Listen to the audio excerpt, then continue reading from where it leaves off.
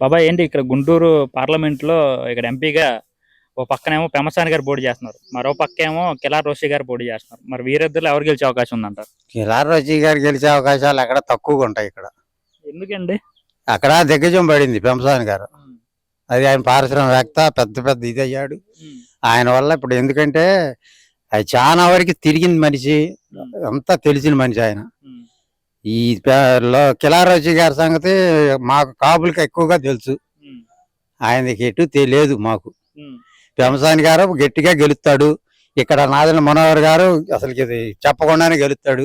ఏంటి ఇక్కడ అంటే కాపులు ఇక్కడ పెమ్మసాని కిలార్ రోషి గారికి ఓటేయరంటారా? కిలార్ రోషి గారు ఓటు పడదు ఇక్కడ. పెమ్మసాని గారికి వేస్తారా? పెంపసాని గారికే వేస్తాం. ఎందుకండి? మరి మీ మీ కాపులు కదా, మరి ఎందుకు కాపులు అంటే మా అధినాయకుడు బలపరిచాడుగా. అది పవన్ కళ్యాణ్ గారు బలపరిచిన దాన్ని బట్టి ఆయన కోసమే ఉంటాం.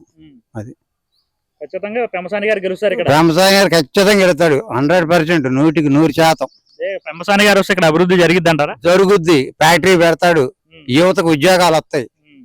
కుర్రోళ్ళు ఎక్కడెక్కడ వలసపోతున్నారు, ఆ వలసపోయే వాళ్ళు మొత్తం వస్తారు. మా నాయకుడు వాళ్ళకి అండగా ఉంటాడు.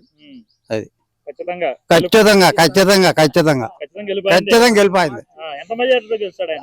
5 లక్షల్లోనే మెజార్టీ గెలుస్తాడు.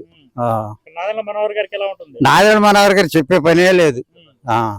ఇక ఆయన చెప్పే పని గెలుపు ఖాయం పక్కా. అసలు ఉంటది ఆయనది మెజార్టీ అంటే పెద్దగా చెప్పం, కానీ గెలుపు మాత్రం పక్కా.